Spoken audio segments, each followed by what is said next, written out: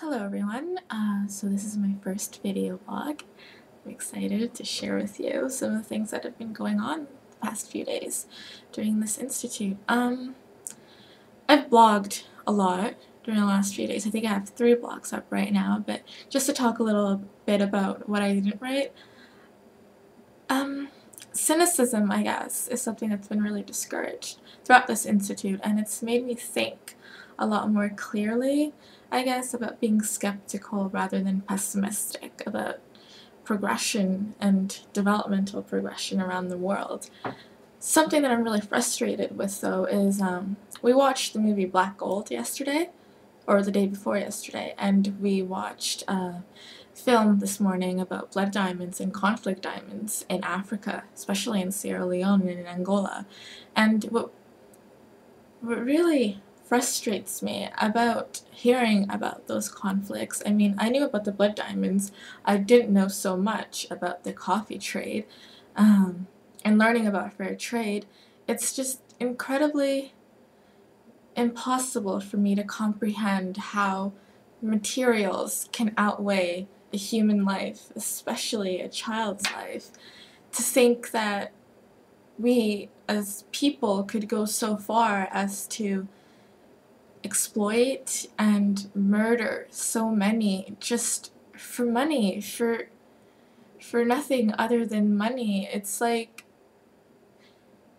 people have become obstacles between us as, say, us as the private sector, the developed nations, and the money that we want.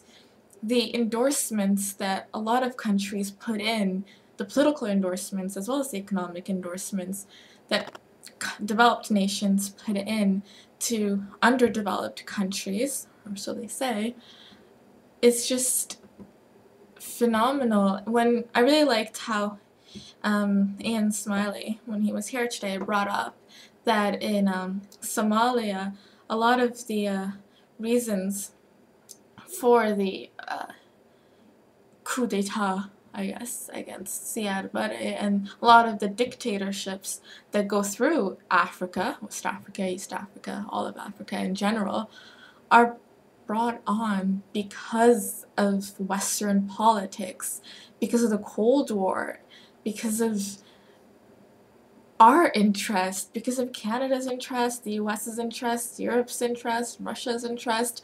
It seems like everybody is willing to do anything for their own interests against capitalism or communism or against Islam, against Christianity, against Buddhism.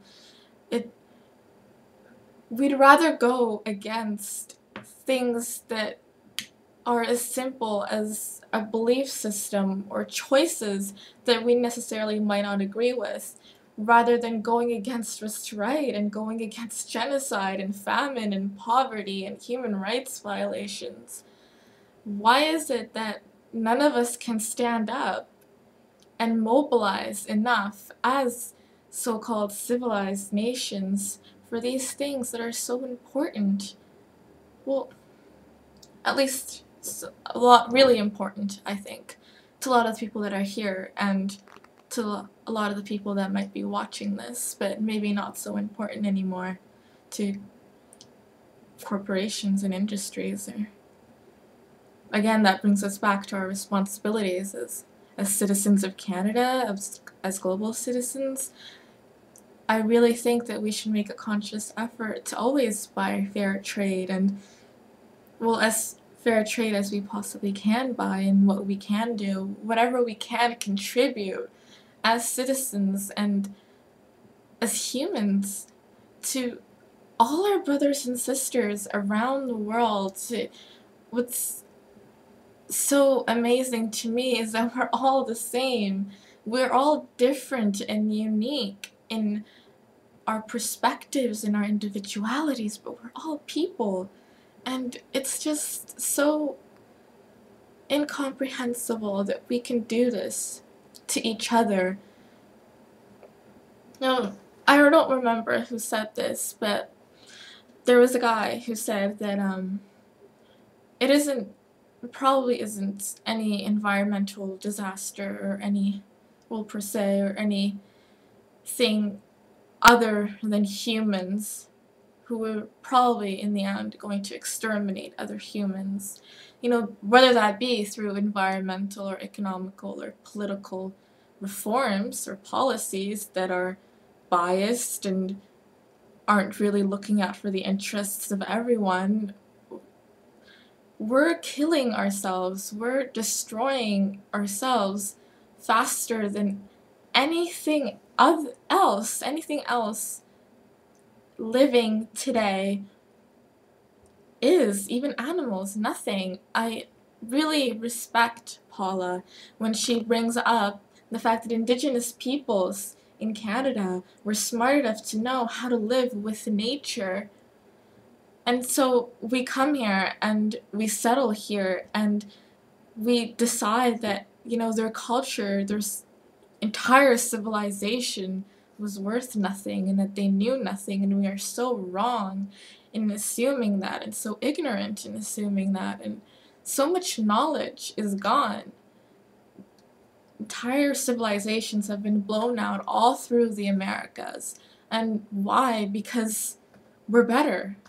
Because we're civilized. Because we're more Western. What exactly does that mean to be a developed nation when we're not developed enough to learn from our mistakes, and we're not developed enough to actually care about what's happening around the world around us? And not just care as in, oh, I'm going to go give a donation to a charity, or I'm going to go put out more awareness, care enough to put out initiative and initiate some sort of action against the way our world is headed right now. Because if this goes on, then our future is going to be incredibly limited.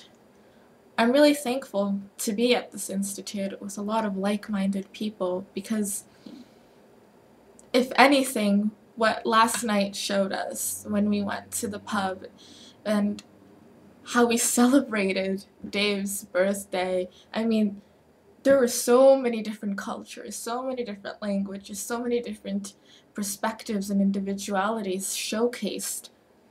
And the fact that we could all get along, that we could all have fun, that we all genuinely have an interest in the same things, and that we all care enough about each other to be inclusive of one another, and that we want to show off our diversity, just tells me that there is progress, and progress is possible. But I guess as students, as youth, as the future, we need to make sure that not just us 42 students at this institute acknowledge this, but that the entire world learn about this. And maybe we can start with our campus. Gimli started with Gimli, making it a fair trade town. Maybe we can make the U of M a global town. Well, yeah, that's all I got to say right now. Thank you.